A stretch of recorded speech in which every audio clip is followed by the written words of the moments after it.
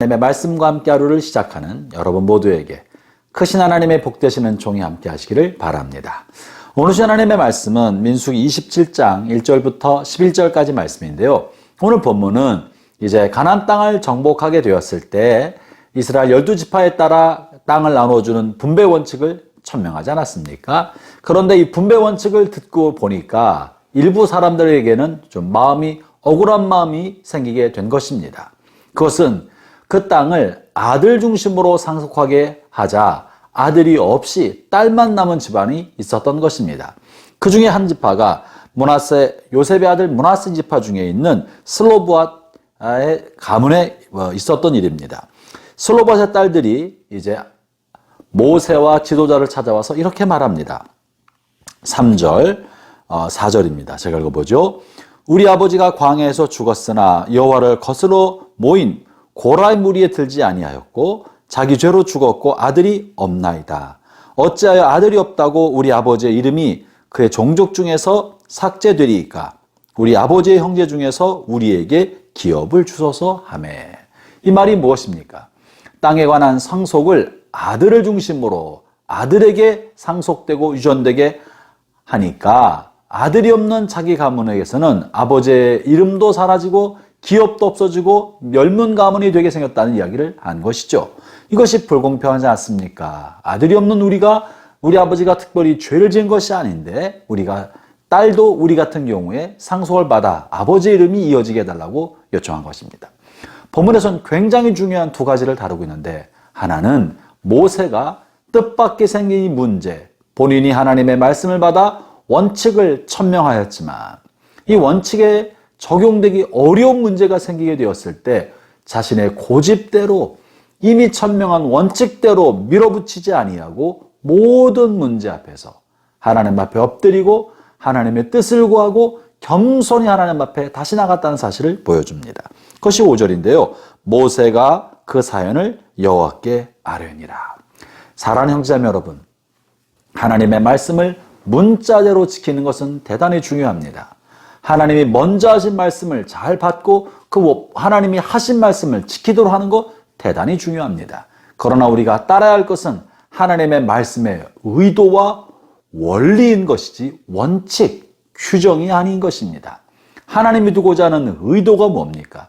그것은 바로 이스라엘 각 지파대로 종족이 보존되고 그리고 지파대로 영토가 보존되고 그 이름이 남게 하려는 것이 원칙이고, 공평하고 공정하게 골고루 나눠 갖게 하려는 것이 원칙 아니었습니까? 그런데 본문에서 딸만 있고 아들이 없었기 때문에 한 가문이 멸문 가문이 되고 역사 가운데 흔적도 남지 않게 된다면 이것은 하나님의 원래 의도와 다르지 않을까 생각하는 것이죠.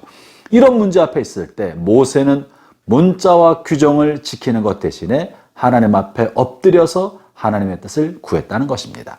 사랑하는 형제자매 여러분, 여러분 인생을 살아가는 동안에 여러분 인생은 원칙에 맞지 않는 일이 벌어지게 될 때, 인생을 걸어가고 말씀대로 순종하다가 막다른 골목에 서게 되었을 때 스스로 길을 찾으려고 할 것이 아니라, 혹은 막다른 골목을 뚫어보려고 할 것이 아니라 하나님 앞에 엎드려야 합니다.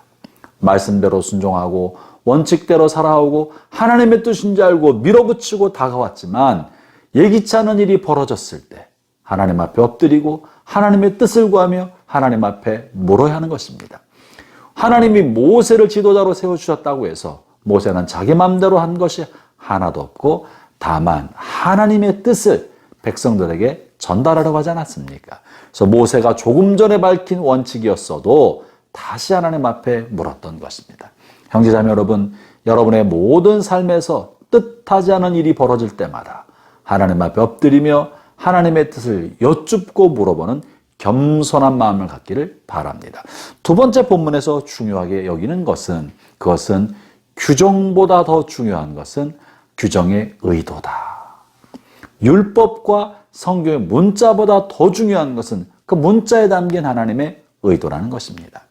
이것은 하나님의 마음을 알고 하나님과의 친밀감을 가진 사람은 문자에 담긴 하나님의 의도를 읽어낼 수 있는데, 하나님의 마음을 알지 못하고 하나님과 친밀한 관계를 갖지 못한 사람은 문자에 매여 있거나 규정과 율법에 묶여서 그것대로만 하려는 오류를 범하거나 혹은 그것이 마음에 맞지 않으면 자기 마음대로 문자를 넘나들고 규정을 넘나드는 방종과 방임에 빠지게 되어 버리는 것이죠. 그러므로 형제자매 여러분, 하나님의 말씀을 듣고 성경을 읽을 때는 문자와 함께, 문자의 뜻과 함께 그것을 주신 하나님의 의도가 무엇인지 하나님의 마음을 읽으면서 그 하나님의 마음으로부터 우러나오는 하나님의 내적 음성을 들으면서 말씀을 읽고 묵상하며 순종의 결단을 내리기를 바랍니다. 그러면 우리가 하나님의 말씀에 순종할 때 하나님에게 순종하는 것은 힘들고 어려운 일이 아니라 하나님의 친밀함을 깨닫고 더 깊은 친밀한 사귐에 나가는 길이 될 것입니다. 오늘도 슬로브와 딸들의 요구를 통하여 모세는 자기 자신을 겸손히 비어 자기가 선포한 원칙이지만 하나님 앞에 다시 묻는 겸손을 가졌고, 그리고 문자를 넘어서 하나님의 의도를 알고자 하는 마음을 가졌던 것처럼 오늘 하루도 하나님과 친밀한, 또 문자를 넘어 하나님과 친밀한 관계 속에 나아가는 복된 하루 되시기를 주의 이름으로 축원합니다. 기도하겠습니다. 하나님 아버지 감사합니다. 우리 하나님의 말씀대로 살면서 동시에 그 말씀 주신 하나님의 의도가 무엇인지 깊게 헤아리고 하나님과 더 친밀한 관계로 살아가는 우리 모든 성도들 되게 하여 주옵소서. 예수님 이름으로 기도합니다. 아멘.